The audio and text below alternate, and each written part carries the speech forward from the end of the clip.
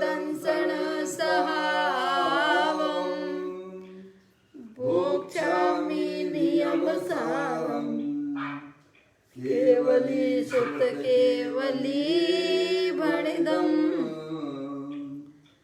नमकर अनंत उत्कृष्ट दर्शन ज्ञानमय जिन पीर को नियम सार केवली श्रुत केवली पर कथित को। श्री नियम साजी नामक यह परम आध्यात्मिक ग्रंथ स्वाध्याय हेतु यहाँ विराजमान है। आज से 2000 वर्ष पहले इस महान पवित्र ग्रंथ की रचना आचार्य श्री कुंद देव द्वारा इसी पवित्र भूमि पर इसकी रचना की गई और इसके टीकाकार पदम प्रमलधारी देव मुनिराज हैं। ग्रंथ का नाम नियम सार है। नियम से करने योग्य कार्य अपनी आत्मा में सम्यक दर्शन, सम्यक ज्ञान, सम्यक चारित्र रूपी निर्मल पर्याय, पवित्र पर्याय, मोक्ष मार्ग रूपी पर्याय को प्रकट करना, क्योंकि वह पर्याय स्वयं सुख स्वरूप है और अनंत सुख का कारण भी है। अनादि काल से हमारे आपके आत्मा में पर को अपना जानने वाली, पर को अपना मानने वाली, पर के साथ संबंध रखने वाली ऐसी मूल आदेश रूपी अपवित्र रूप पर्याय, मलिन पर्याय प्रकट है, जो स्वयं दुख स्वरूप है और अनंत दुख का कारण भी है। ऐसी मूल आदेश रूपी मलिन पर्याय का अपनी आत्मा में से उसका अभाव करना और सम्यक दर्शन, ज्ञान, चारित्र रूपी निर्मल पर्याय, पवित्र पर्याय, मोक्ष मार्ग रूपी पर्याय को प्रकट करना है।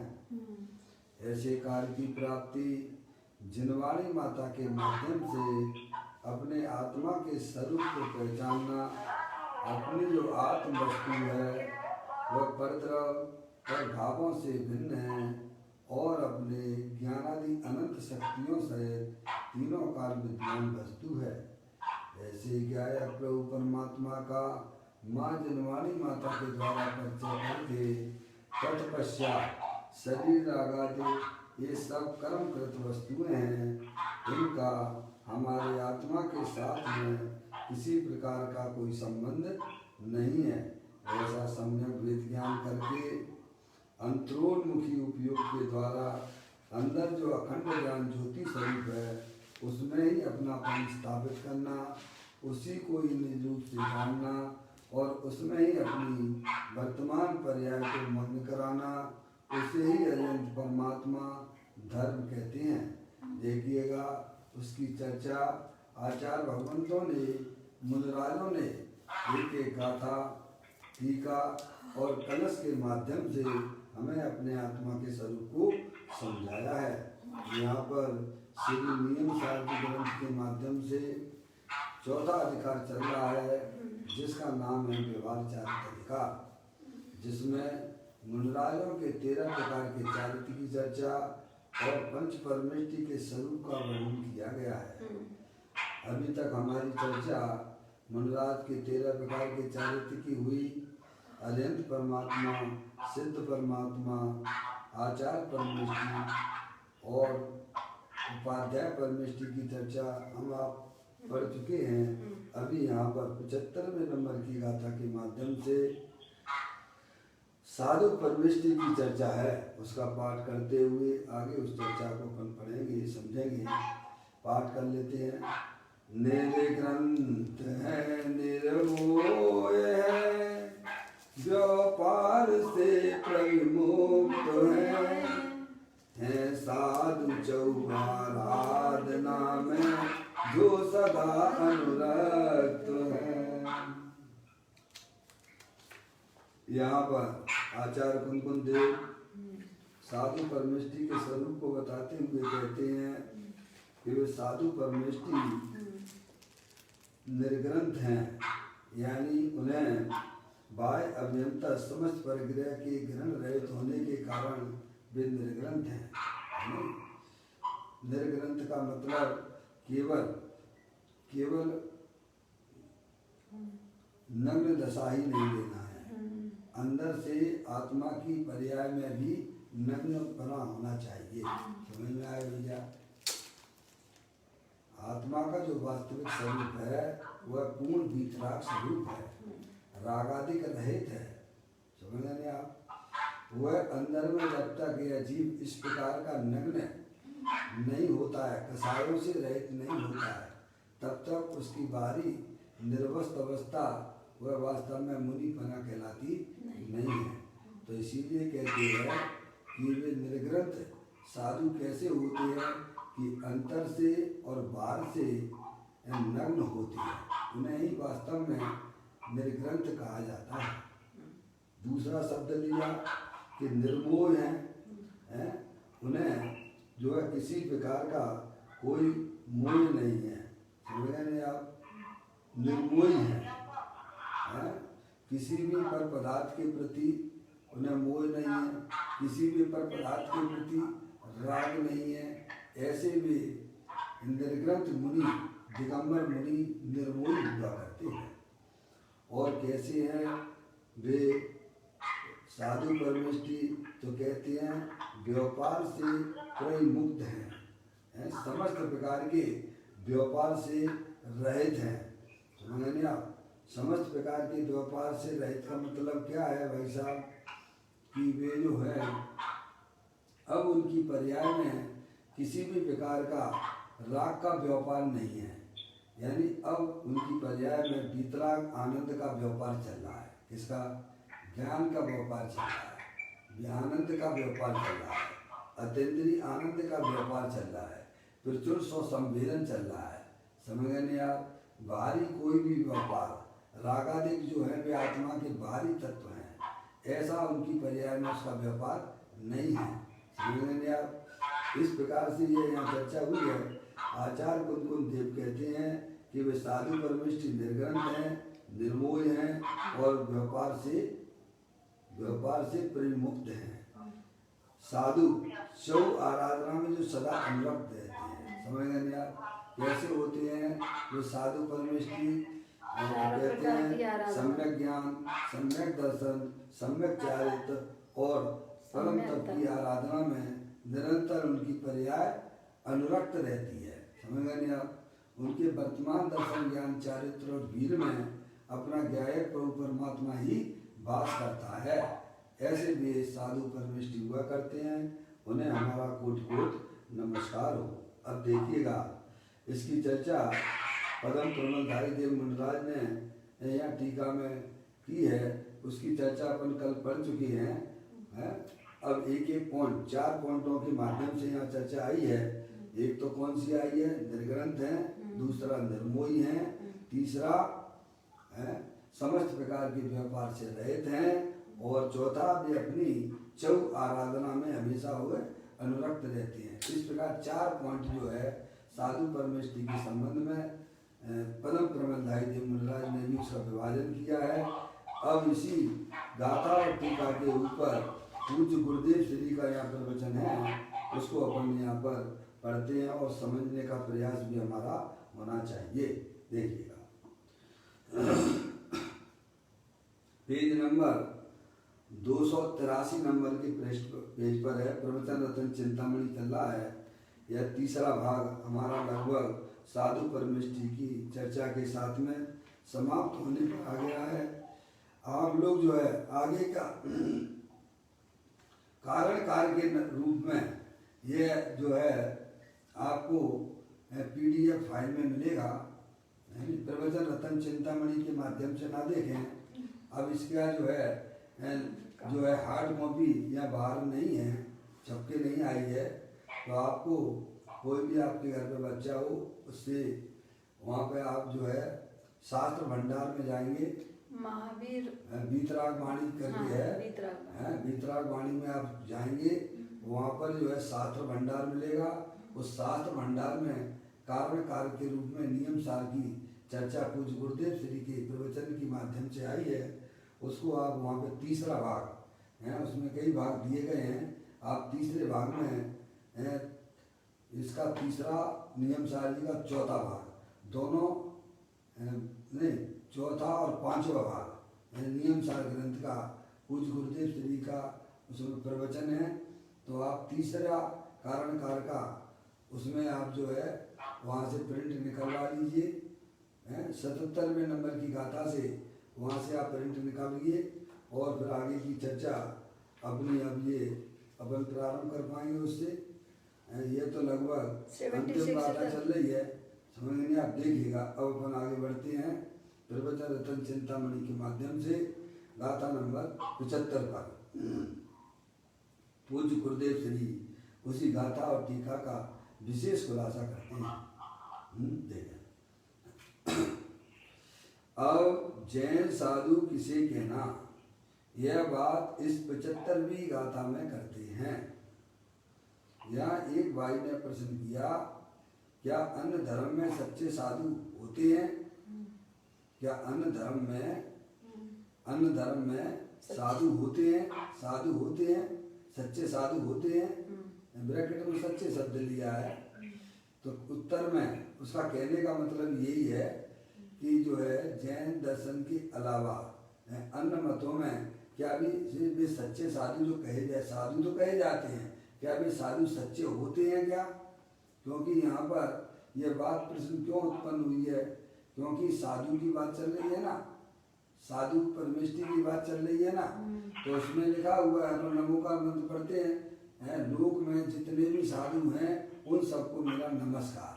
तो उसका अर्थ क्या ग्रहण किया उसने कि लोक में इस संसार में जितने भी साधु हैं उन सबको नमस्कार, क्योंकि वो अन्य मतों में भी साधु शब्द का उपयोग की होता है। तो इसीलिए विकल्प उसको उत्पन्न हो गया, समझ गया। लेकिन यहाँ नमोकार मंत्र में जो सर्व साधुओं को नमस्कार किया गया है, वे वास्तव में भावलिंगी संतों को ही नमस्कार उसमें किया गया है, जिन्होंने जो अपनी आत्मा में जिस प्रकार से इस गाथा और टीका में जो स्वरूप में परम प्रमलदायी देव मुनराज और आचार्य कुंद ने समझाया, उसमें वो नमोकार मंत्र के जो साधु हैं उनकी चर्चा है। कैसे होते हैं वे? परमिष्टि साधु परमिष्टि के निर्ग्रंथ होते हैं, निर्मोही होते हैं, बाहर के सब व्यापार से विमुक्त होते हैं। और कैसे होते हैं वे साधु परमेष्टि? निरंतर अपनी चरु आराधना में अपने उपयोग को लगाते हैं। वो हैं आपके जो है नमोकार मंत्र के साधु परमेष्टि हैं। चूंकि अब उसमें सर्व साधुओं का लिखा है तो उसने यह ग्रहण कर लिया कि भाई साहब लोक में जितने भी साधु हैं उनको नमस्कार हो, इसीलिए यहाँ ये प्रश्न उत्पन्न हो गया है, समझ लेंगे आप। देखिएगा यहाँ कहते हैं नहीं, फिर भी लोग अन्य धर्म में भी सच्चे साधु होना कहते हैं ना। कहते उनकी बात यहाँ नहीं है, समझ लेंगे आप। अन्य मते के साधुओं की बात नहीं है, और फिर भी लोग अन्य धर्म में भी सच्चे साधु होना कहते हैं ना। तो कहते हैं नमो लोए सब साधु, पूज्य गुरुदेव श्री ने उसी को कैसा में लिया है, नमो लोए सब साधुनम, अर्थात जगत के समस्त अन्य मत के साधु भी इसमें आते हैं, ऐसा कोई कहते हैं ना, ऐसा कहते हैं कि सर्व नमो लोए सब साधु हैं, लोक में जितने भी साधु हैं उनको मेरा नमस्कार है, ऐसा अपन आप भी सब बोलते हैं। क्योंकि वो अंत दीपक है ना, अंत दीपक होने से इसका मतलब ये नहीं हो गया है कि लोक में जितने भी साधु हैं यानी अन्य मत के साधु भी ले लेना, ये अर्थ उसका नहीं निकलता है। लोय सब सावलम का मतलब ये है कि उन साधुओं को जो भावलिंगी संत हैं उन सबको मेरा नमस्कार। ऐसे ही लोय शब्द जो है वह जो है चार जो प्रारंभ की नमो अरियन तारम है, तो वहाँ लगाना नमो लोय सब अरियंतारम। पूज्य गुरुदेव श्री तो पूरा अंत दीप लगा के भी पूरा नमोकार मंत्र करते थे, मंगलाचरण जब करते थे। तो वो अंत दीप जो है नमो अरियंतारम, नमो लोय सब सिद्धारम, ऐसा चारों में पांचों में यह लगा लिया जाता है। यानी लोक में जितने भी अरियंत परमात्मा है उन सबको मेरा नमस्कार हो, ये कहने का मतलब वहाँ पर है। तो यहाँ कहते हैं नमो लोय सब साधुनम, अर्थात जगत के समस्त अन्य मत के साधु भी इसमें आते हैं। कहते हैं ऐसा कोई कहते हैं ना, परंतु यह सत्य नहीं है, यह बात ठीक नहीं है। यानी अन्य मत के साधुओं की बात यहाँ नहीं है। जैन साधु ही सच्चे साधु हैं। क्या कहा? जैन साधु ही वास्तविक साधु है, और इसके अतिरिक्त अन्य मत में कोई भी सच्चा साधु है ही नहीं है। तो मैंने इतना खुलासा किया। फिर अब आगे देखते हैं। वीतराग सर्वक परमेश्वर ने जैसा वीतराग स्वरूप आत्मा का है, वैसे वीतराग स्वरूप आत्मा में जिसकी अंतर्मुख दृष्टि है, उसका ज्ञान, उसका अनुभवन रूप स्थिरता, और उन्हें सच्चे साधु कहते हैं। अब देखिएगा, दिगंबर साधुओं की जब बात की उन्होंने, तब वो दिगंबर साधुओं में भी अब झूठे और सच्चे की बात आ गई है। क्या? अब उसमें आपको छटनी करना होगी। समझ में आए? पहले तो वहाँ से दृष्टि हटा दीजिए, अन्य साधुओं की बात नहीं है। जैन दर्शन के अलावा जो भी साधु शब्द से प्रयोग किए जाते हैं, उन्हें वास्तव में भी सच्चे साधु नहीं हो सकते हैं। क्यों सच्चे इसीलिए नहीं हो सकते हैं कि साधु बनने का मतलब क्या था? अपनी आत्मा को साधना था, अपनी आत्मा की आराधना करना था। समझ गए आप? चूंकि उनके पास में वह जिन्हें परमात्मा द्वारा बताया गया तत्व के अभाव में वे अपनी आत्मा को जान ही नहीं सकते हैं। क्योंकि जो वास्तविक चर्चा अरियंत परमात्मा की दिव्य ध्वनि में आई है, क्योंकि उनका ज्ञान जो है विशाल ज्ञान हो गया है। सकल द्रव्य के गुण अनंत पर्याय अनंता। वे अरियंत परमात्मा ही वास्तव में उस आत्मा के वास्तविक स्वरूप को स्पष्ट रूप से जानते हैं। समझे? अन्य के ज्ञान में इतनी ताकत भी नहीं है, ना उनके यहाँ पे कोई सर्वज्ञ है। इसीलिए वो आत्मा का यथार्थ कथन भी नहीं मिलेगा। कथन के अभाव में वे साधु सच्चे हो ही नहीं सकते हैं। समझ गए? जो आत्मा को साधे उसका नाम साधु होता है, और आत्मा को साधने वाला वही जीव हो सकता है जो अरियंत परमात्मा की दिव्य ध्वनि का जिसने लाभ लिया हो। समझ गए आप? जिसने अपने आत्मा के स्वरूप को समझा होगा, वही वास्तव में आत्मा को साधने में समर्थ हो सकता है। आत्मा के ज्ञान के बिना आत्मा की साधना नहीं हो सकती है। समझ गए आप? इसीलिए यहाँ पर अन्य मतों के साधुओं को वहाँ से हटाकर फिर दिगंबर साधुओं की बात की। समझ गए आप? सच्चे साधु तो वास्तव में दिगंबर साधु ही है, सच्चे साधु हैं। फिर उनमें भी उन्होंने छटनी कर दी। क्या? आज से 28 मूल का पालन भी करते हैं। समझ गए आप? हैं? उनकी बात है, उनमें भी देख लीजिएगा। समझ गए आप? अभी यहाँ जो देखने को मिलता है 28 मूल बिल्कुल भी नहीं मिलते हैं। क्या? इसमें किसी प्रकार का कैसे में आपको अंदर में संशय नहीं होना चाहिए। अगर आपको संशय है तो आप जनवाणी को पढ़िए, और उसमें 28 मूल गुणों के स्वरूप को जब आप जानोगे तब आपको कैसे समझ में आएगी बात। समझ गए? आप किसी भी आक्षेप करने की बिल्कुल भी हमें जरूरत नहीं होना चाहिए। आप स्वयं समझदार हो, संगीत पंचमी जी हो, माँ जनवाणी माता के पास में जाइए। उनके 28 मूल गुणों का जो स्वरूप आगम में दिया गया है, वो चीज़ अभी यहाँ वर्तमान में देखने को हमें तो नहीं मिलती है। देखिएगा, अब देखिएगा, अब उसमें भी उन्होंने यहाँ छटनी कर दी है दिगंबर जैन साधुओं में भी। अब नमोकार मंत्र के जो साधु हैं, ये साधु का स्वरूप ऐसा होता है। कैसा? क्योंकि आत्मा वीतराग सर्वज्ञ परमेश्वर ले है, जैसा देखिए आप लिखा है वीतराग सर्वज्ञ परमेश्वर ले जैसा वीतराग स्वरूप आत्मा का है। राग रहित, दुख रहित, वीतराग स्वरूपी भगवान आत्मा ज्ञानानंद की मूर्ति, ऐसा अरियंत परमात्मा की दिव्य ध्वनि में आया है कि वह जो आत्म वस्तु है वह कैसी है? परिपूर्ण शुद्ध है और दुख की पर्याय से बिल्कुल भिन्न है। ज्ञान आनंद स्वरूप वस्तु है। ये वास्तविक आत्मा का स्वरूप है।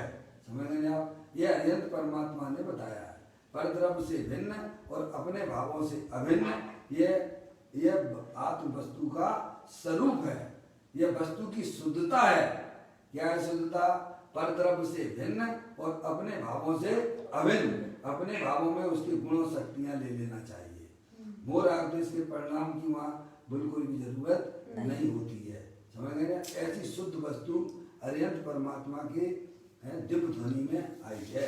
तो कहते हैं कि वीतराग सर्वज्ञ परमेश्वर ने जैसा वीतराग स्वरूप आत्मा कहा है, वैसे वीतराग स्वरूप आत्मा में, अब देखिएगा, वैसे जब तक हमारे ज्ञान में इस प्रकार का आत्मा प्रतीति में नहीं आता है, अब इस विकल्प में भी नहीं आता है, तो वह जीव बिल्कुल भी अपने आत्मा का अनुभव नहीं कर सकता है। क्या भाई साहब? आप चाहे इतना जो भी ध्यान के नाम पे करना हो आप करिए, आप स्वतंत्र हैं, लेकिन वह आपका धर्म ध्यान नहीं कहलाएगा। धर्म ध्यान जब कहलाएगा आपका, जब आपके विकल्पात्मक स्थिति में जो जिन्हें देव परमात्मा द्वारा बताया गया जो आपके ज्ञान में, तब तक ज्ञान की प्रक्रिया बनती नहीं है। इसीलिए सर्वप्रथम जिन्हें अपना आत्म कल्याण करना है, उन्हें सबसे पहले जो अरिहंत परमात्मा ने आत्मा का जो स्वरूप बताया है, उसे अपने विकल्प में ज्ञान में निर्णय करना चाहिए। समझ रहे आप? जिन्हें अपने आत्मा का आनंद लेना है, जिन्हें अपने आत्मा का अनुभव करना है, उन्हें सबसे पहले जो अरिहंत परमात्मा ने जो आत्मा का वास्तविक स्वरूप बताया है, वह हमारे ज्ञान में बराबर जचना चाहिए। है? समझ में आया? उसके बाद उस आत्मा की आराधना और साधना होती है। समझ में आया भैया? ऐसी बात है अजय भैया। अगर अपने आत्मा का आनंद लूटना है तो भाई साहब सबसे पहले अरिहंत परमात्मा ने आत्मा के स्वरूप का कैसा वर्णन आया है, उसे हमें बराबर अपने ज्ञान में लेने की व्यवस्था बनाना चाहिए। तो कहते हैं वैसे वीतराग स्वरूप आत्मा में जिसकी अंतर्मुख दृष्टि है। अंतर्मुख दृष्टि तो जब ही होगी ना, जब उसके ज्ञान में पक्का निर्णय हो जाएगा कि मैं चेतनी सर्वस्तु हूँ, मैं आत्मा हूँ, जानने देखने वाला हूँ, शरीर से अत्यंत भिन्न हूँ, ये राग आदि परिणति हमारे आत्मा का स्वरूप नहीं है। समझ ना? ऐसा जब उसकी पर्याय में सम्यक वेद ज्ञान उत्पन्न होता है, तब वह जीव अंतर्मुखी उपयोग के द्वारा, देखिएगा, वैसे वीतराग स्वरूप आत्मा में जिसकी अंतर्मुख दृष्टि है।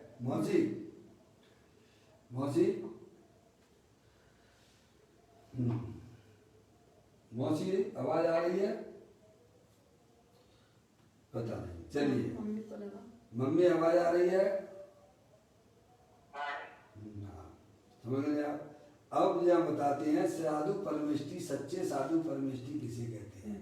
पहले दिगंबर साधु को यहाँ पर बताया है, सच्चे साधु कहती कहा, फिर कहते हैं अब उनमें भी आप देख लीजिएगा, अब झूठे और सच्चे की बात आ जाती है। क्या कहा? यहाँ लगाइए आप, है नहीं? अब यहाँ आप अपने ज्ञान को लगाने की आपको जरूरत है। समझ गया? ऐसा नहीं है कि किसी ने कहा तुम्हारा कऊ का कान ले गया, तो हमने क्या करते हैं कि हाँ भाई साहब कऊ का कान ले गया।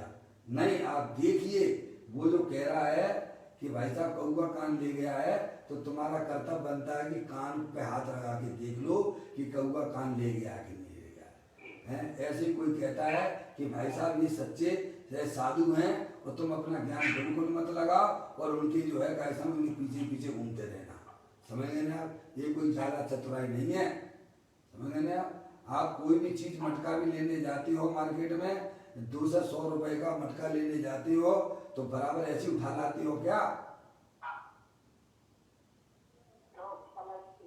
है? ठोक बजा के लाते हो और उसे कह के भी आता हो भाई साहब अगर इसमें पानी अगर इसने लग गया तो मैं तुम्हारी दुकान पे वापस फेंक जाएंगे इसे। समझ में आए?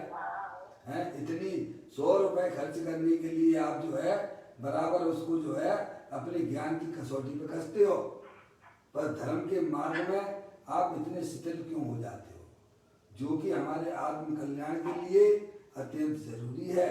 अरे सिमंदर है भाई साहब, ये जो है आपके श्री रतनकरण सराफाचार्य जी की समंत भट्टाचार्य है, वे तो भगवान की भी परीक्षा करती है। क्या कहती हैं? मैं ऐसे तुम्हारे कहने से नहीं मान लेता हूँ कि भाई साहब ये भगवान है, इन्हें नमस्कार दो। अरे भगवान है तो इन्हें नमस्कार करो। नहीं, क्या कहती हैं? हम उनकी भी परीक्षा करेंगे। तो किसी को ऐसी शंका हो जाती है कि वाह तुम कपड़ा पहने हुए हो, भगवान की परीक्षा करोगे।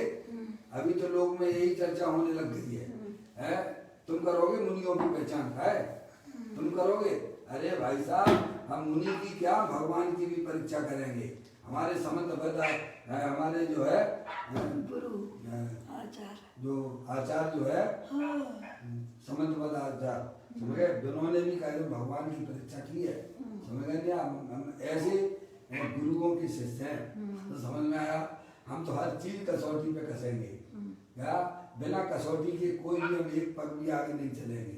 समझ गया? कसौटी के चला तो वो निर्णय सच्चा ही नहीं होता है। आगे बात समझ में, ये हमारे आत्मा की कल्याण की बातें हैं। ये मनुष्य पर्याय मिली है, किसी के बहकावे में किसी के कहने से हम भाई साहब नहीं मानेंगे। हम हर चीज की परीक्षा करेंगे। समझ गए आप? आपको परीक्षा करने का अधिकार है। समझ गए? अब ये इसी प्रकार की चर्चा ये जो है मोक्ष मार्ग प्रकाशक में पंडित श्री टोडरमल जी साहब ने भी वहाँ की है 6वें अध्याय के अंत में। और देव शास्त्र गुरु तो सर्वोत्कृष्ट पदार्थ है, उनके आश्रय से धर्म होता है। और उनमें अगर शिथिलता रखोगे तो अन्य धर्म का मतलब वहाँ पुण्य भी नहीं होगा आपको। अगर उनकी आप परीक्षा नहीं करोगे तो आपको वास्तव पुण्य की अन्य धर्म की भी प्राप्ति नहीं हो सकती है। इसीलिए एन के प्रकार से देव शास्त्र गुरु की का परीक्षा यानी उनका निर्णय हमारे ज्ञान में होना चाहिए। ये नहीं हम जैन कुल में पैदा हो गए, चलो भाई साहब अजंत भगवान ही हमारे सच्चे देव हैं, ऐसा नहीं। समय पढ़ने लगे नमोकार में ऐसा नहीं। पहले उनके अजंत भगवान के स्वरूप को आपको पहचानना पड़ेगा, सिद्ध परमात्मा के स्वरूप को भी जानना पड़ेगा, साधु परमिष्टि के स्वरूप को भी हमें पहचानना पड़ेगा। और पहचानने में ज्ञान करने में आपको कोई कष्ट होना नहीं चाहिए, क्योंकि आप स्वयं में भी ज्ञान स्वरूपी भगवान आत्मा हो। तो यहाँ कहते हैं सच्चे साधु की बात करते हैं, जो नमोकार मंत्र में आप जो नमस्कार करते हैं उस साधु की बात यहाँ चल रही है कि वीतराग सर्वक परमेश्वर ने जैसा वीतराग स्वरूप आत्मा कहा है वैसे वीतराग स्वरूप आत्मा में, समझ गए आप? कैसा भगवान ने बताया है अरहत परमात्मा ने कि प्रत्येक आत्म वस्तु वीतराग आनंद स्वरूप है, पर द्रव्य से भिन्न है, पर भाव से भी भिन्न है, अपने ज्ञान आदि अनंत शक्तियों सहित तीनों काल विद्यमान वस्तु है। कोई वस्तु होती है उसका क्या स्वरूप होता है? हम आपसे पूछते हैं कि शक्कर का क्या स्वरूप है? अनंत गुणात्मक है। क्या भाई साहब, हमने आपसे पूछा कि भाई साहब शक्कर किसे कहती है, तो आप क्या कहोगे ये बताओ?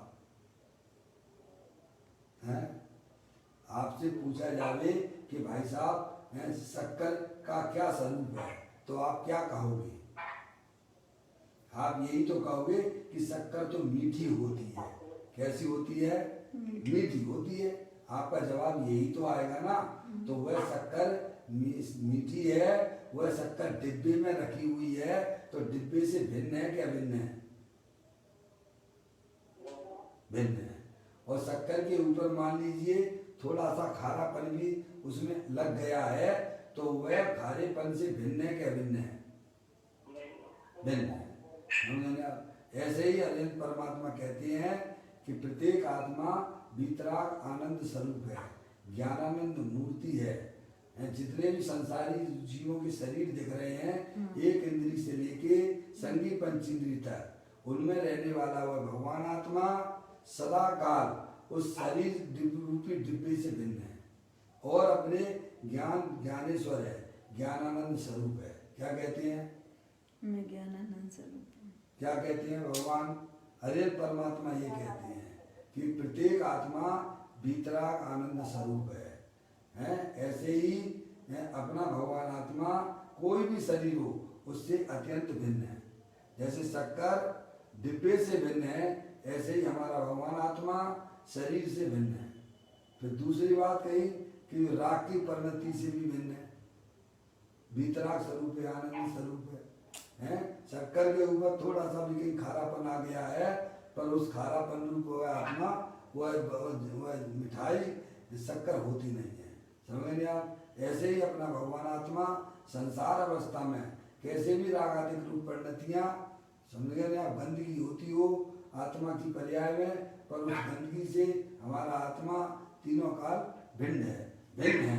ऐसा वह वीतराग स्वरूप भगवान आत्मा है। यह सर्वज्ञ देव की दिव्य ध्वनि में आया है। समझ गए आप? तो कहते हैं कि सर्वज्ञ परमेश्वर ने, वीतराग सर्वज्ञ परमेश्वर ने जैसा वीतराग स्वरूप आत्मा कहा है, उनके ज्ञान में उनका इतना विशाल ज्ञान हो गया है कि उनके ज्ञान से कोई भी पदार्थ जगत का है भाई साहब भी नहीं जानते हो, ऐसा नहीं है। अरे उस पदार्थ में रहने वाले अनंत गुणों को भी वे प्रत्यक्ष रूप से जानते हैं। अनंत शक्तियों के भंडार वाले होते हैं ना प्रत्येक पदार्थ, आत्मा भी अनंत शक्तियों के भंडार वाले हैं। अरे द्रव्य को तो जानते ही जानते हैं अरिहंत परमात्मा, और द्रव्य के अंदर रहने वाले अनंत गुण कैसे हैं उनको भी जानते हैं। और उन गुणों के अनंत गुणों के परिणमन जो हो रहे हैं उनकी भी पर्यायों को वे अरिहंत परमात्मा प्रत्यक्ष रूप से जानते हैं। भूत में जो पर्याय हुई है उनको भी जानते हैं, वर्तमान में हो रही है उसको भी जानते हैं, और भविष्य में जो नहीं हुई है उसको भी वे जानते हैं। ऐसा दिव्य ज्ञान केवली परमात्मा की ज्ञान की पर्याय का ऐसा स्वरूप हो गया है। वे हमें बताते हैं कि भाई साहब आत्मा का क्या स्वरूप है। समझ गए आप? ये गहरे गहरे नदी गहरे की बात नहीं है, ये छद्मस्त जीवों की बात नहीं है, ये अरिहंत परमात्मा की ज्ञान में जो जानने में आ रहा है उसकी बात है। समझ गए आप? अब आपको विश्वास नहीं है तो नहीं करो, जो विश्वास करते हैं, जो निर्णय करते हैं वे आगे बढ़ जाते हैं, और जो नहीं करते हैं वहीं पड़े रहते हैं। समझ गए? शरीर आदि के कर्ता बन के नाना प्रकार के विकल्पों को उत्पन्न करते हुए अपनी आत्मा को संसार समुद्र में डुबा देते हैं। डूब ही रहा है। यहाँ तो जो है आपको तिनका मिल गया अरिहंत भगवान जैसा। क्या भाई साहब? अरिहंत भगवान जैसे कोई डूबते हुए को भाई साहब तिनके का सहारा हो जाता है।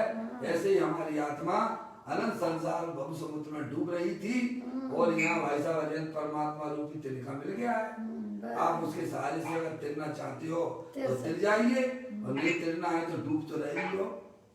क्या डूबने के लिए कोई उपदेश तो देते हैं भाई साहब, उससे निकलने के लिए उपदेश दिया जाता है। आगे बात समझ में? तो कहते हैं वीतराग सर्वज्ञ परमेश्वर ने जैसा वीतराग स्वरूप आत्मा का है वैसे वीतराग स्वरूप आत्मा में अब देख दिया जिसकी अंतर्मुख दृष्टि हुई है। समझ गए आप? कैसे होते हैं हमारे महामुनि, उनके ज्ञान में, उनकी श्रद्धा में, उनके आचरण में, उनके वीर तप में उनका निरंतर अपना आत्मा ही लक्षित होता है। उसकी वे आराधना करते, जो आराधना वाले होते हैं ना, तो कहते हैं जिसकी अंतर्मुख दृष्टि है, समझे, अपने गायक प्रभु परमात्मा की तरफ उनका दर्शन ज्ञान चारित्र वीर है भाई साहब उधर लग रहा है, और हमारा ज्ञान दर्शन चारित्र वीर किधर लग रहा है? हम अपने दर्शन ज्ञान चारित्र वीर को कहाँ बर्बाद कर रहे हैं? दूसरों को संभालने में लगे। अरे तुम अपना पहले शरीर तो संभाल लो भाई साहब, दूसरे की संभालने की बात है तो बाद की करना है। तुम पे तुम्हारा शरीर भी तो सत्ता नहीं है। समझ गया भाई साहब? दूसरों की कैसे दूसरे के घर को संभाल के चले हो आप। अपना घर संभालता नहीं तुम पे, दूसरे के घर के संभालने का अहंकार करते हो। ये लड़के को मैंने इतना पढ़ा दिया, लड़के को मैंने इतना बड़ा कर दिया, मैं देखो रुपया पैसा इकट्ठा करता हूँ। समझ भाइयाँ कहती मैं घर के काम मैं ही करती हूँ। ये सब अहंकार मिथ्या कल्पना है। समझ आप? मुनराज के पास में भी वह अल्प ज्ञान ही है, अल्प दर्शन है, अल्प ज्ञान है। समझ गए? अल्प वीर है, समझ गए आप? अल्प चारित्र है, फिर भी वे अपने उस दर्शन ज्ञान चारित्र वीर को अपने गायक प्रभु परमात्मा की तरफ लगाते हैं, तो अल्पकाल में उनकी पर्याय में अब केवल ज्ञान उत्पन्न होने वाला है। समझ गया भाई साहब? तो कहते हैं वीतराग स्वरूप आत्मा में जिसकी अंतर्मुख दृष्टि है, समझ गए आप, उसका ज्ञान है, उसका अनुभव रूप स्थिरता है, उन्हें सच्चे साधु कहते हैं। जिन्होंने अपनी वर्तमान दर्शन ज्ञान चरित्र वीर को अपने गायक रूप परमात्मा में लगाया है, भाई साहब अपने आप को आत्मा जानते हैं, आत्मा की अस्थि की मस्ती में मस्त रहते हैं, ऐसे दिगंबर साधु कहलाते हैं। समझ में आया भैया? यहाँ तो समाज को साधने में लगे हैं, काय में कि कोई पुराना मान जाए। बहुत से साधु तो ऐसे हो गए दिगंबर में कि आत्मा शब्द ही नहीं लेते हैं। अगर आत्मा शब्द ले लिया तो लोग कहने लगे भाई साहब ये तो सोनगढ़ के हैं, फिर उन्हें 2 रोटियां भी नहीं मिलेंगी। इस लोभ से कहा आत्मा शब्द नहीं बोलते हैं। कहा सही बात है, उन्हें जो है अपनी 2 रोटियों का लोभ पड़ा हुआ है अंदर में। अरिहंत परमात्मा के बताए हुए तत्व को भी यथार्थ रूप से नहीं बताते हैं, क्योंकि अगर उन्होंने आत्मा शब्द का उपयोग कर दिया तो जो है समाज की 2 रोटियां नहीं मिलेंगी उन्हें। इस लोभ से भय से वे आत्मा की बात करते ही नहीं है। वे सब आपको क्रियाकांड की तरफ ले जाएंगे जो आप कभी कर नहीं सकते हो। समझ में आ गई भैया? वो सब बाहर के नाटक में आपको उलझा के रखेंगे, एक शब्द आत्मा का नहीं बोलेंगे। ना तो उन्हें आत्मा का ज्ञान है, ना आत्मा का श्रद्धान है, और ना उनकी पर्याय आत्मा में रमण करती है। समझ में आया भाई साहब? या अगर आत्मा में अगर रमण करती होती तो भाई साहब दिन रात आत्मा का चिंतन मृदु संभाषण में वही कथन निकलता है। ये तो नॉर्मल बात है ना, सामान्य बात है ना। आप कोई चीज आपको अच्छी लगती है, आप अमेरिका घूम के आते हो तो आप खाने में, चलने में, फिरने में आप अपने दोस्तों को क्या बताते हो? वही की बात है। आपके ज्ञान में क्या चल रहा है? उन्होंने आप तो सच्चे मूलराज होते हैं, उनकी पर्याय का ऐसा स्वरूप हो जाता है कि निरंतर वे का समय अपनी आत्मा की साधना और आराधना में रक्त रहते हैं। आप और फिर वही बात जो है समस्त संसारी जीवों को बताते हैं, भाई साहब तुम मनुष्य नहीं हो, तुम शरीर वाले नहीं हो, तुम तो चेतन भगवान आत्मा हो। और ये रागादिक परिणतियां होती हैं, वे जो भाव कर्म हो रहे हैं वे तुम्हारी अज्ञानता से पैदा हो रहे हैं। तुम्हें अपने आत्मा का ज्ञान नहीं है, तुम्हें आत्मा की खबर नहीं है, तुम चेतनेश्वर हो, सिद्धि की सामर्थ्य वाले हो। समझ गए आप? उन्हें ज्ञान कराती हैं, इसी का ज्ञान कराते हैं। समझ आप? सब समाज को यहाँ उल्टी दिशा में विपरीत परिणमन करवा रहे हैं। समझ गए आप? इसीलिए यार शास्त्रों में यह भी कहा गया है, ध्यान रखिएगा, उपदेश सिद्धांत रतन माला में यह भी बात आई है कि भाई साहब एक तरफ संयमी उत्तभाषी है, उत्सूत्रभाषी संयमी भी है, एक तरफ से आ रहा है उत्सूत्रभाषी है। ध्यान रखिएगा, संयमी के साथ में उत्सूत्रभाषी लिया गया, यानी सिद्धांत के विरुद्ध बात करने वाला। लेकिन बाहर से संयमी है और इधर से काला सांप आ रहा है, जो आपको कैसे 2 रास्ते हैं। एक तो सूत्रभाषी वाला संयमी वाला मार्ग है, और एक जो है इधर से सर्प आ रहा है। तो आपको कौन सी रास्ता में जाना चाहिए? ऐसा उपदेश सिद्धांत रतनमाला में यह बात कही गई है। तो आपके हिसाब से किधर जाना चाहिए? उत्सूत्रभाषी का मतलब ये हो गया है जो सिद्धांत से विरुद्ध बात करता है, लेकिन बाहर में संयमी है। समझ गए आप? और इधर जो काला सांप आ रहा है वो भाई साहब आपको काटते ही आपकी मृत्यु हो जाएगी। तो आपको किधर जाना ठीक लगेगा? अजय भाई वहां तो ये दृष्टांत दिया है, आपका निर्णय क्या बोलता है? काले नाग की तरफ जाना। अजय भाई, पप्पू भाई, अरे भाई सब सो गए हो क्या? हम लोरी थोड़ी सुना रहे हैं, आत्मा की जागृत की बातें कर रहे हैं हम, हैं? समझ रहा है? सोने का टाइम तो गया है। किधर जाना? उत्सूत्रभाषी संयमी है, उधर चले जाना। नहीं, बहुत बढ़िया। क्यों उधर क्यों नहीं जाना? क्योंकि उसके तरफ हर चीज को लॉजिक से समझाती है, न्याय से समझाती है। उधर क्यों नहीं जाना? उत्सूत्र संयमी है, उत्सूत्रभाषी है, सिद्धांत के विरुद्ध बात करता है। क्योंकि उस तरफ गए तो अपना श्रद्धान बिगड़ जाएगा, तो क्यों? अनंत काल तक भाव भाव में क्यों भटकेगा। भैया? क्योंकि सूत्रवासी संयमी है, आप उसके पास में अगर जाओगे तो भाई साहब ये भव तो आपका बिगड़ेगा ही बिगड़ेगा। क्या हो गया? और जो भी आपको संस्कार डालेगा, विपरीत श्रद्धान कराएगा, ज्ञान कराएगा, तो अनंत से संसार में संस्कार लेके अनंत भाव भी बिगाड़ देगा। क्या कर देगा? उसका हेतु हमें समझ में आना चाहिए। काला क्या नाग है? भी एक बार काटेगा। ध्यान दीजिए क्या कह रहे हैं। उस सूत्र संयमी की तरफ जाने के लिए निषेध क्यों किया? और काला सांप आ रहा है उधर चले जाना, उसका मतलब क्या है? उसका मतलब ये है कि उस सूत्र संयमी वासी के पास में आप जाओगे तो आपकी आत्मा में गलत संस्कार डालेगा, शरीर की क्रिया को धर्म बताएगा, समझ गए आप? शुभ भाव से तुम्हारे आत्मा का कल्याण हो जाएगा, ऐसी बातें करेगा। जबकि जिनेन्द्र देव परमात्मा ने बिल्कुल ये बात नहीं कही है। समझ गए आप? ये बिल्कुल बात कहीं भी ग्रंथ में आपको लिखी पढ़ाई नहीं मिलेगी। समझ नहीं आप? और उससे क्या होगा? वर्तमान का भाव भी बिगड़ेगा आपका, और जो गलत संस्कार आपकी आत्मा में पड़ गए हैं और बेही संस्कार लेके आत्मा अन्य गति में जाएगा, तो अन्य भाव उसके बिगड़ गए हैं। एक ही भाव नहीं बिगड़ा है। और लेकिन जो काला सांप जो आ रहा है भाई साहब है, उधर भी चले जाओगे तो आपका केवल एक ही भाव बिगड़ेगा, यही भाव जाएगा, लेकिन गलत संस्कार तो नहीं पड़ेंगे ना। अरे चौराहे पे आप खड़े हुए हो, चौराहे पे खड़े हुए हो, आपको मान लीजिए दिल्ली जाना है, दिल्ली की तरफ मुख कर लिया आपने, हैं, दो चार पग जो है धीरे धीरे चल रहे हो, तो आप कम से कम दिल्ली पहुंच जाओगे। और विपरीत दिशा में जाओगे तो वापस आना पड़ेगा, वापस सही दिशा में चलना पड़ेगा। इसलिए धर्म ऐसी चीज नहीं है। आप अपनी वर्तमान ज्ञान की कसौटी पे कसना चाहिए। समझ गए आप?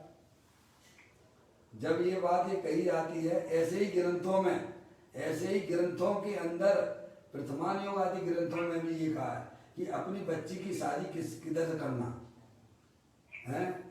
राजा महाराजा के यहाँ करना, विषय भोगियों के यहाँ करना है क्या? जो है, जो मान लीजिए जिसके पास पैसा नहीं है लेकिन तत्व के अभ्यासी है, वहाँ करना तो है। बताओ हम क्या देखते हैं? हम देखते हैं बाहर की चकाचौंध देखते हैं और अपनी बच्ची की शादी कर देते हैं और बच्ची को नर्क जैसा जीवन जीती है वहाँ। सही बात है। समझ में आएगा वैसा? भले उसके पास पैसा नहीं है, लेकिन जिनेन्द्र देव के द्वारा दिया गया तत्व उसके पास में है, तो वहाँ पे शादी करा लेना है। अगर बेधर्मियों के यहाँ अगर शादी करोगे तो इससे बढ़िया ये है कि अपनी बच्ची को उस कुएं के अंदर फेंक देना। सही बात है। क्या वैसा? इतनी कड़क बात की गई है। हम इन बातों को, आचार भगवंतों की बातों का ज्ञान भी नहीं करते हैं। समझ में आया वैसा? नहीं, पढ़े लिखों का जो हाल है ये बात को नहीं। अजय भैया वो तो पैसा दे रहा है। वहाँ पर जो है अपन अगर इस चर्चा को थोड़ा सा अगर विचार करते हैं, मैना सुंदरी थी, ठीक है नहीं थी? हैं? किनके साथ उनकी शादी हुई? कोड़ी के साथ। उसके पिता ने पूछा, देखो ठीक है स्वीकार है तुम्हें ये है, तो ज्ञानी की नजर तो ज्ञानी की होती है, क्या हाल स्वीकार कर लिया उन्होंने। भले कोड़ है तो क्या है, गरीब है तो क्या है, भिखारी है तो क्या है, लेकिन है तो सम्यक दृष्टि। समझ में आया? ऐसी कोई बातें हैं जो हमारे ग्रंथ हमको व्यवहारिक ज्ञान भी कराते हैं, हमें उनको सोचना चाहिए, विचार करना चाहिए। तो यहाँ पर ये कहते हैं कि भाई साहब अनंत परमात्मा ने जो हमें आत्मा के स्वरूप को बताया है कि प्रत्येक आत्मा शरीर राग आदि से भिन्न गीतराग आनंद स्वरूप है। समझ गए आप? उसमें ही अपनी वर्तमान पर्याय को जो मग्न कराते हैं, अंतर्मुख दृष्टि है, उसका ज्ञान, उसका अनुभवन रूप स्थिरता है, उन्हें ही वास्तव में सच्चे साधु कहते हैं। समझ? ये परिभाषा बताई उन्होंने। जैन परमेश्वर के अलावा दूसरे अन्य मत में ऐसे साधु होते ही नहीं है। क्या भाई साहब? अब वहाँ आत्मा की बात नहीं है, समझ लेंगे आप? समझ लेंगे? वहाँ आत्मा की बात है तो कर भी लेंगे, लेकिन भाई साहब आत्मा के सच्चे स्वरूप को बताने में एक केवल अनंत परमात्मा की दिव्य ध्वनि है। समझ लेंगे आप? जैन परमेश्वर के अलावा दूसरे अन्य मत में ऐसे साधु होते ही नहीं है। कैसे साधु? जो निरंतर अपने वर्तमान ज्ञान की पर्याय को अपने ज्ञायक प्रभु परमात्मा में रमण कराते हो, क्योंकि उनके पास में आत्मा का ज्ञान ही नहीं है। जब ज्ञान के अभाव में श्रद्धान करे के सिंह के होगा क्या भाई साहब? जब ज्ञान ही नहीं है तो श्रद्धान किसका करोगे? है श्रद्धान के अभाव में वह पर्याय आत्मा में रमण कैसे करेगी? समझ आप? तो कहते हैं जैन परमेश्वर के अलावा दूसरे अन्य मत में ऐसे साधु होते ही नहीं है। इस कारण नमो लोई सब सावलम में जो ऐसे सच्चे जैन साधु होते हैं वे ही आते हैं, उन्हें ही लेना चाहिए। समझना? नमोकार मंत्र में जो साधु का स्वरूप जो आगम में समझाया गया है, जो निरंतर अपनी आत्मा में मग्न रहते हैं और बहिरंग परिग्रह अंतरंग परिग्रह से रहित होते हैं, ऐसे दिगंबर साधु होते हैं, वे ही आते हैं। उन नमोकार मंत्र में उन साधुओं की बात ली है, परंतु इनके अतिरिक्त चाहे कैसा भी भेष धारण किया हो, देखिएगा वे नहीं आते हैं। चाहे कैसा भी भेष धारण किया हो, वे उसमें नहीं आते हैं। नमोकार मंत्र में, नमोकार मंत्र में कैसे साधु आते हैं? जो निरंतर अपनी आत्मा में मग्न रहते हैं, अंतरंग और बहिरंग परिग्रह से रहित होते हैं और इनकी ज्ञान की पर्याय में निरंतर राग से विरक्त और अपने आत्मा में रक्त रहते हैं। ऐसे नमोकार मंत्र के साधु परमेष्टि आते हैं। अन्य जो है कायसम साधु नाम से वे जो है आपके सच्चे साधु नहीं कहलाते हैं। कैसे भी वेश धारण किया हो वे नहीं आते हैं। तथा जो पुण्य से धर्म मानने वाले और अपने को व्यवहार का क्रिया का कर्ता मानने वाले मिथ्या दृष्टि जैन साधु में नहीं आते हैं।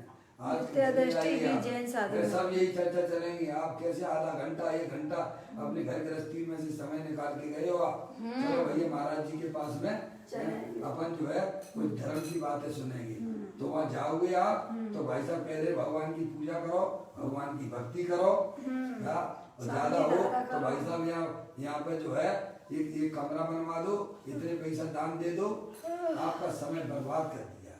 समझ नहीं आप? आपकी मूल बात वहाँ कुछ भी नहीं मिलने वाली है, क्योंकि खुद भी नहीं जानती है। उन्होंने जो पढ़ा तो ज्ञान तो कहते जाकी जितनी बुद्धि हो उतना दे बताए, ताको बुरो न मानिए और हंसला। समझ नहीं आप? बस भगवान के भरोसे बैठ जाइए, तुम्हारा कल्याण हो जाएगा। समझ गए आप? ऐसी बातें मार्केट में धर्म के नाम पे चलती हैं, पूरी मिथ्या भरी हुई बातें हैं। समझ गए नहीं आप? तो सब बहुत सारी मिथ्या है, जिसका एक घड़ा उल्टा लगा हुआ है उसके सारे घड़े उल्टे लगने वाले हैं, एक भी सीधा नहीं होने वाला। समझ गए नहीं आप? ये बात हमें यहाँ पर समझाई। अब एक भाई का यहाँ प्रश्न आया कि पुण्य को धर्म तो नहीं माने, परंतु उपदेश परंतु उपाधि माने तो है क्या? पुण्य को धर्म ना माने। चलो ठीक है, पुण्य को धर्म नहीं कहते हैं, लेकिन उसको उपाधि रूप से ग्रहण करें तो पूज्य गुरुदेव श्री कहते हैं पुण्य को उपाधि माने। ध्यान रखिएगा, पुण्य को धर्म रूप से स्वीकार तो ना करें, लेकिन उसको उपाधि रूप से ग्रहण करें तो अब तुम्हें क्या मालूम उपाधि है, तुम क्या कर रहे हो, क्या माने बैठे हो।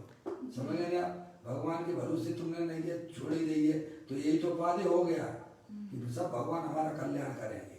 क्या करेंगे? अरे इसी का नाम तो उपाधि है।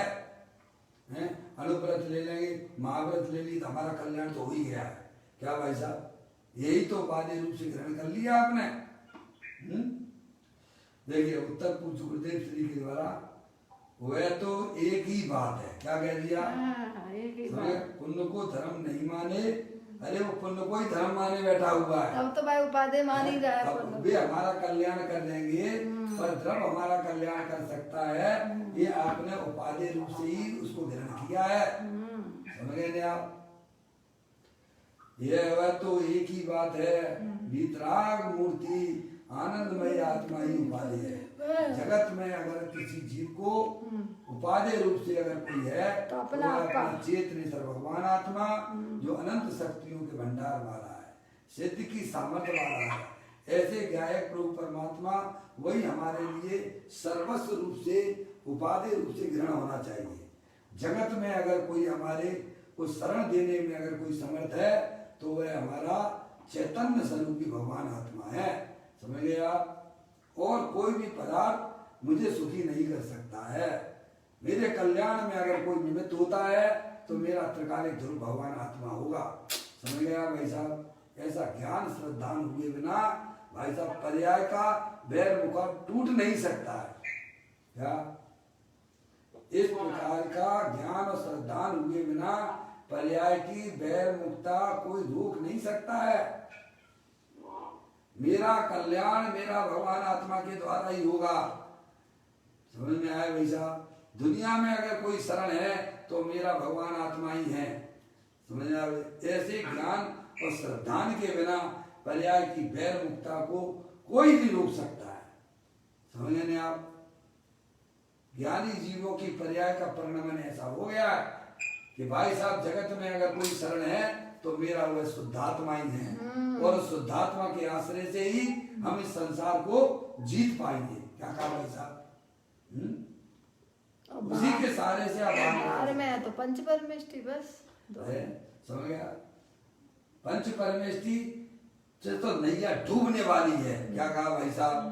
पंच परमेष्टि की शरण में जो गए उनकी नैया नियम से डूबेगी, क्योंकि उन्होंने पंच परमेष्टि को कल्याण का कारण माना है।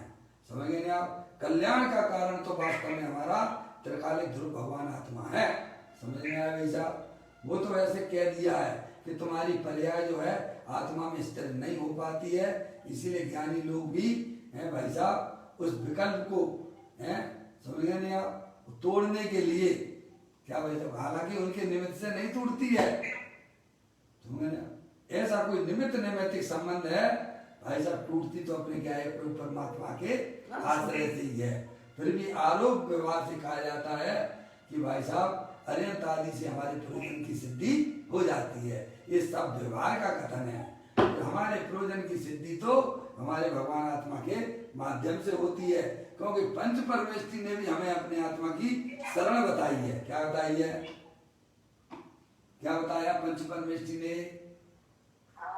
कि तुम हमारी शरण में ना जाओ, तुम अपनी शरण में जाओ।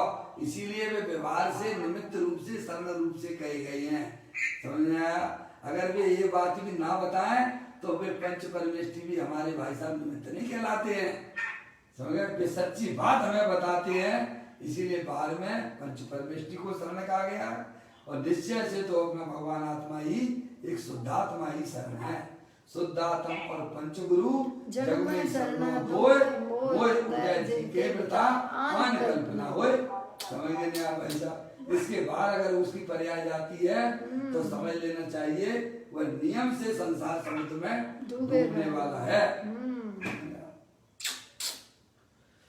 तो कहते हैं भाई वह तो एक ही बात हुई है, वीतराग मूर्ति आनंदमय आत्मा ही उपाधि है। ऐसा वीतराग स्वरूप आत्मा ज्ञानानंद की मूर्ति दे देवल में विराजमान है। पर्याय को अगर कोई शरण है तो वह अपना त्रिकालिक ध्रुव भगवान आत्मा जो कि दे देवल में विराजमान है। समय आपको ज्यादा दूर नहीं जाना है पापा, पापा तो चले गए होंगे अपने गुणों समझ में आएगा भाई साहब, है ज्यादा दूर नहीं जाना है। अरे पर्यायों के पीछे ही हमारा भगवान आत्मा बैठा हुआ है, उसके दर्शन करने की इच्छा नहीं होती है क्या? है? कहते हैं वीतराग मूर्ति आनंदमय आत्मा ही उपाधि है। पर्याय को अगर कोई शरण है तो अपना वह त्रिकालिक ध्रुव भगवान आत्मा है। दूसरे की शरण में गए तो पर्याय में दुख की पर्याय भी होगी और जो हमारे संसार का कारण हो जाती है। इसके अतिरिक्त जो विकल्प राग हैं, अब देखिएगा, इसके अतिरिक्त निर्विकल्प स्वरूप भगवान आत्मा है ना, वीतराग स्वरूप है ना, इसके अतिरिक्त जो विकल्प राग हैं वह हे हैं। क्या है? हे का मतलब छोड़ने योग्य है। जैसे गंदगी होती है आपको रास्ते में दिख जाएगी तो आप गंदगी पे पैर रखोगे क्या? हे करके आगे बढ़ जाएंगे, देखेंगे भी।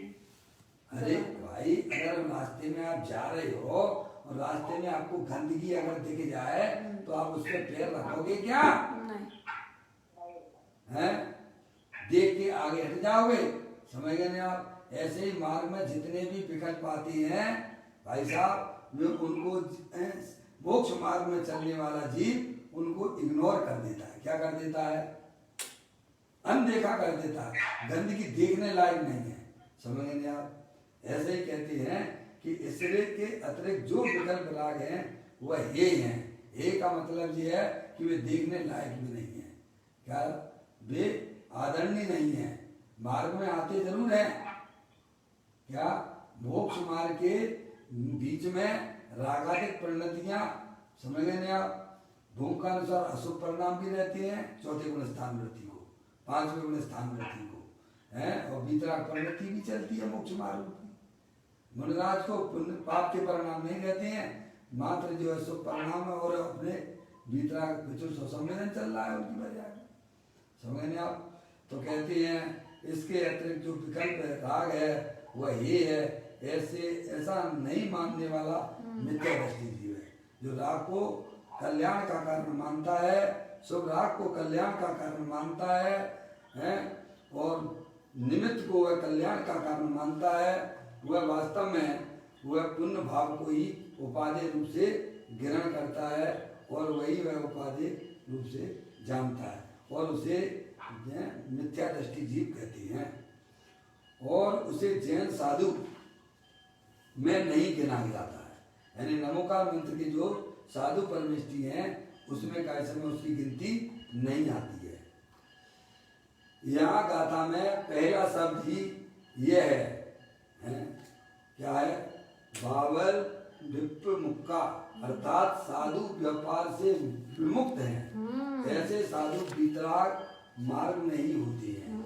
उन्होंने आप कैसे होते हैं कि समस्त प्रकार के व्यापार से विमुक्त होते हैं। वहाँ व्यापार का मतलब आपके व्यापार की बात नहीं है। समझ में आया? व्यापार का मतलब क्या लेना भाई साहब? अजय भैया, कोई आपसे पूछे भाई साहब आपका काय का व्यापार है, तो आप कहोगे भाई साहब हमारा जो है एमेजॉन का व्यापार है, उस पर मैं माल बेचता हूँ। इस व्यापार की बात नहीं है। कोई कहेगा हमारे कपड़े का व्यापार है, कोई कहेगा हमारा जो है कैसे हम सोने का व्यापार है। कहते इस व्यापार की बात नहीं है। तो व्यापार शब्द का मतलब ये है कि अंदर में होने वाली जो रागादिक परिणतियां हैं उनसे उनका आत्मा विरक्त रूप से रहता है। समझ में आया भैया? उस राग के व्यापार को है भाई साहब में उस व्यापार से रहित होने की बात करते हैं। ज्ञान दर्शन का व्यापार करते हैं। साधु परमेष्ठी को तो आप जो है, कल मैंने आपको बताया था, साधु परमेष्ठी को तो आप जो है अब किसी को उपदेश देने का काम भी नहीं, वो राग भी नहीं है उनके में। समझ नहीं आप? है किसी को दीक्षा देना, किसी को पढ़ाना, साधर्मियों को, ये भी व्यापार से रहित हो गए। क्या ज्ञान दर्शन का व्यापार कर रहे हैं। साधु परमेष्ठी एक प्रकार से साधना की अपेक्षा से वे आचार और उपाध्याय से भी बड़े हैं। मौसी आज आवाज नहीं आ रही आपकी? समझ गए आप? साधु परमेष्ठी एक अपेक्षा से, आचार उपाध्याय की अपेक्षा से भाई साहब वे बड़े हैं। क्योंकि साधना में वास्तव में देखा जाए तो साधु परमेष्ठी की आराधना साधना से ही चल रही है। क्यों?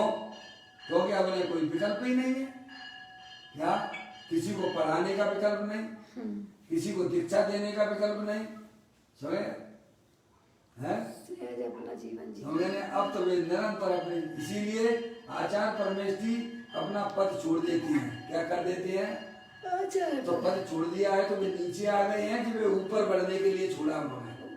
अरे बोलो हैं? आप सोच सकते हो भाई साहब, कोई ऊंचे वाला अगर कोई चीज छोड़ता है तो भाई साहब तो नीचे गिरने के लिए छोड़ा है। साधु परमेष्ठी पर लिया है, काय के लिए लिया है? ये उपाधियां भी अब मेरे को विकल्प बिल्कुल भी नहीं चाहिए। तुम जानो, तुम्हारा काम जानो। इतने दिन तक हमने तुम्हें भाई साहब, जैसे बच्चा बड़ा हो जाता है तो माता पिता कह देते हैं भाई साहब हमने तुम्हें इतना बड़ा कर दिया है, व्यवहारिक भाषा है, ध्यान रखिए हैं, और फिर कह देते हैं कि तुम जानो, तुम्हारा काम जानो।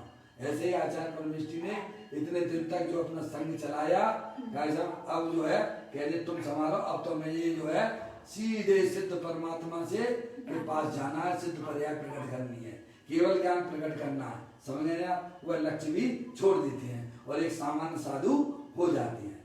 समझ नहीं आप? इसीलिए आचार्य उपाध्याय परमेष्टि से एक अपेक्षा से अगर विचार किया जावे तो वे भाई साहब साधु परमेष्टि एक प्रकार से साधना आराधना की दृष्टि से वे उनसे बड़े कहलाते हैं, पर इसको ज्ञानी समझते हैं। अज्ञानियों को उसको समझ में नहीं आता है। समझ नहीं आप क्या कहा? ज्ञानियों को समझ में नहीं आता, अज्ञानी तो बाहरी चकाचौंध को सब कुछ समझता है। समझ नहीं आप? तो कहते हैं कि वे साधु परमेष्टि समस्त प्रकार के व्यापार से विमुक्त हो गए हैं। यानी अब उन व्यापार यानी किसी भी प्रकार का राग से कायदम में अपने आत्मा की पर्याय में रखना नहीं चाहती है। समझ में आए हैं? अब जो है कुछ भी नहीं, अब बस निरंतर कुछ नहीं, मौन साधना करते हुए अपने ज्ञान प्रभु परमात्मा में लीन होते हुए केवल ज्ञान की पर्याय प्रकट करने वाले हैं। समझे? कहते हैं जहाँ मनुष्य होना कठिन है, साधु कहाँ से हुए, और साधु हुआ तो सिद्ध हुआ, करनी रही ना कोई। क्या भाई साहब? ऐसे हमारे साधु परमेष्टि होते हैं, वे समस्त प्रकार के व्यापार से रहित यानी समस्त प्रकार की राग की पर्याय से विमुक्त होते हुए अपने आत्मा में रक्त रहते हुए वे इस प्रकार के साधु परमेष्टि दिगंबर साधु होते हैं। और ऐसे साधु वीतराग मार्ग में ही होते हैं।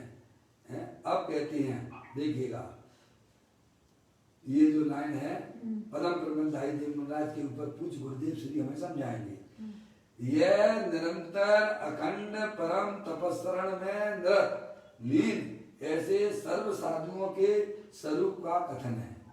अब वहां से उन्होंने पहली लाइन वहां से उठाई है।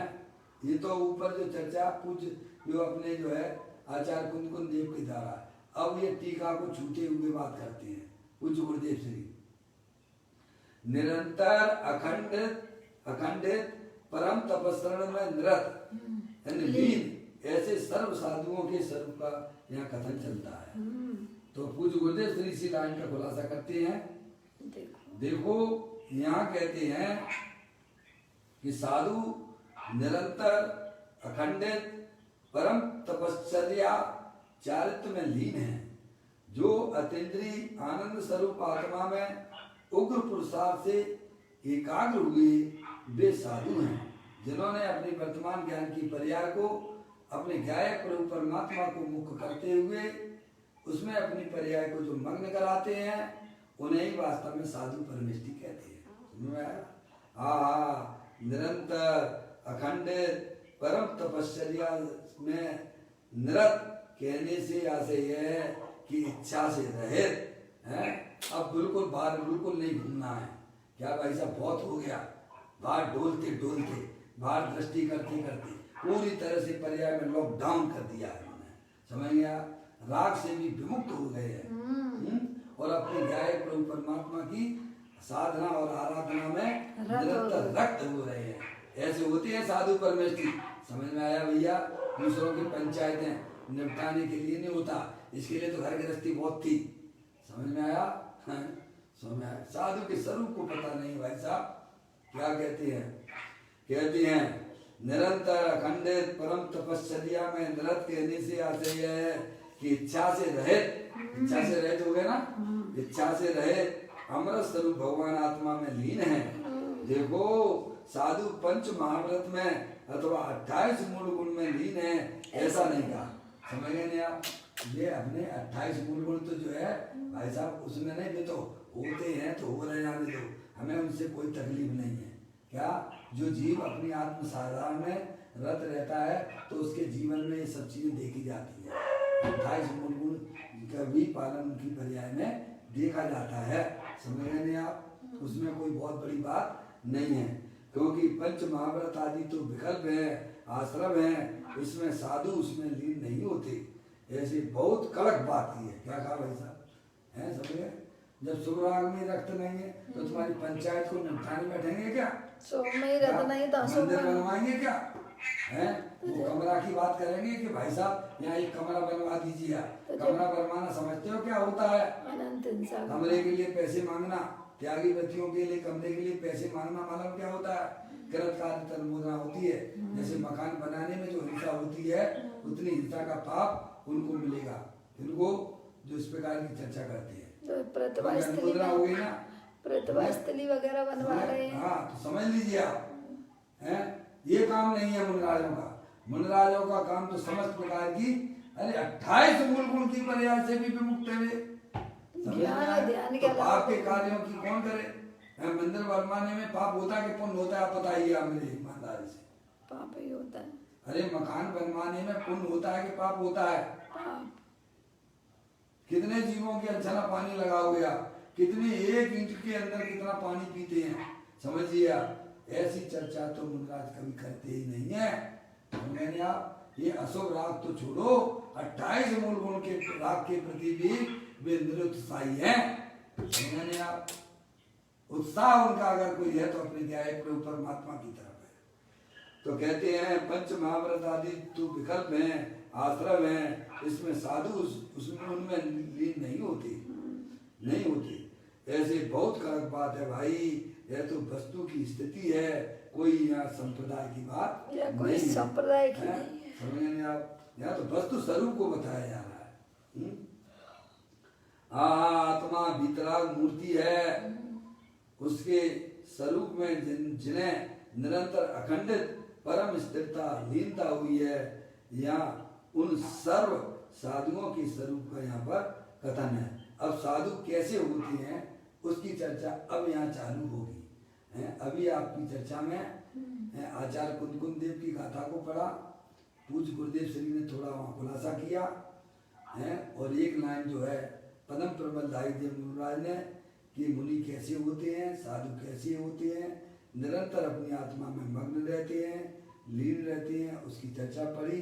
अब यहाँ पदम प्रबलदायी देव कहते हैं कि साधु कैसे हैं, उसकी चर्चा पूज्य गुरुदेव श्री कल यहाँ खुलासा करेंगे एक एक शब्दों का, वहाँ अपन कल अपन पढ़ेंगे। अभी अपना समय हो गया। निज निधि निज में बताई, ये अनंत उपकार है, उसके लिए जिन वाणी मांगो वंदना शतबार है, वंदना शतबार है। 9 बार नमो कर्मण।